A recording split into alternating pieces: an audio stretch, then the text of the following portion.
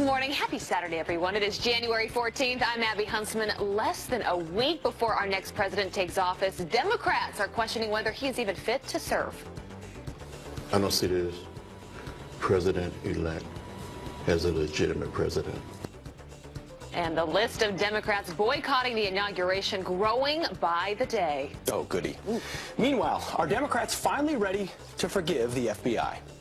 We can't tell you anything. All I can tell you is the FBI director has no credibility. That's it. That's it.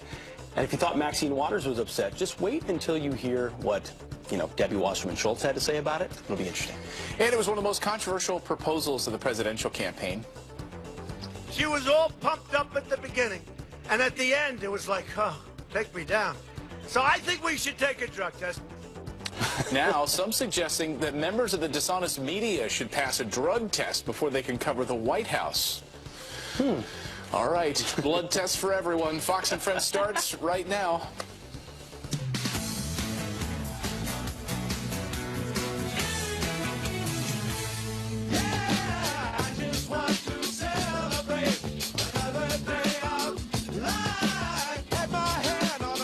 Just want to celebrate. Hey, look, there's still Christmas decorations. All right, here's a question for you. Good morning on this Saturday morning.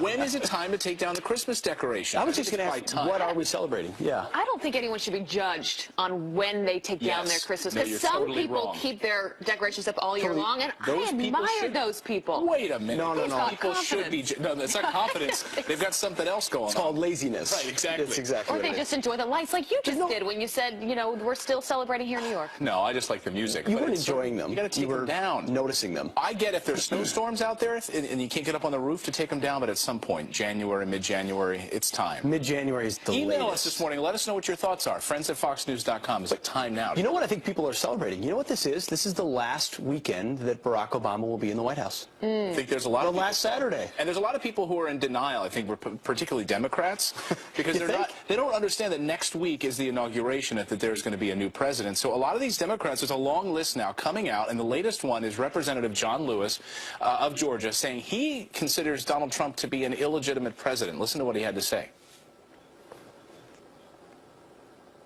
I believe in forgiveness. I believe in trying to work with people. It's going to be hard. It's going to be very difficult. I don't see this president-elect as a legitimate president. I think the Russians participated in having this man get elected, and they helped destroy the candidacy of Hillary Clinton. I don't plan to attend the inauguration.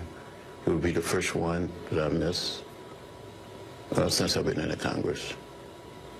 You cannot be at home with something that you feel that is wrong.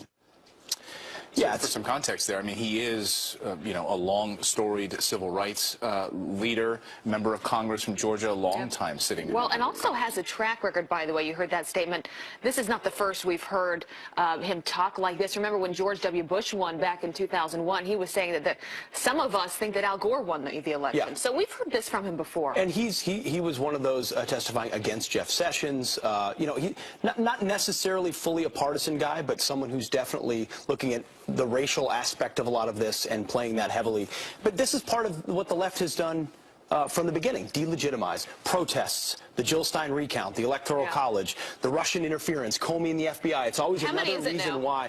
How do we keep track of that? Well, look at the list of people. Add this to the list. I mean, there's a list of people who are going to skip the inauguration next week. John Lewis is the latest there. And look at this long, long list. Some of these names. You know what the long, long list contains? Boycotting the inauguration? 4 representatives from California, 2 from New York, and then you got Massachusetts, Oregon, Illinois. I mean, you've got left-wing states where they're not going to accept legitimacy, and so they're trying to muddy the waters. You know what? And maybe don't show up. And maybe they're saying that we're boycotting, but the real story is that they just weren't able to get tickets.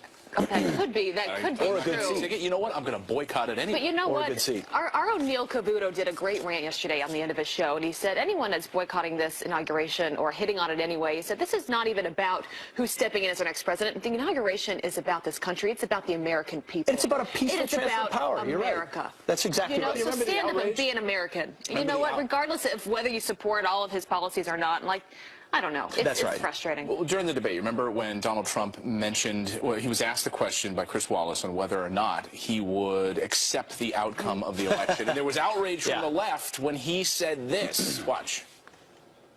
Not saying that you're necessarily going to be the loser or the winner, but that the loser concedes to the winner and that the country comes together in part for the good of the country.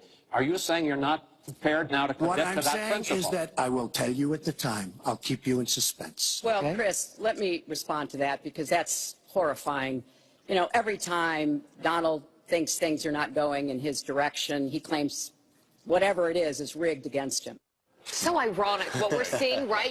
She used the word rigged against him and how you've seen it play out over the past few weeks. Here we are, as you said, Pete, what, a week away, next Saturday from the inauguration. We are still hearing more excuses as to why he's an illegitimate next president of the United States. They were so prepared to indict him for not accepting her legitimacy that when he won, they're unhinged in their ability to not recognize him. They haven't gone through the stages of grief.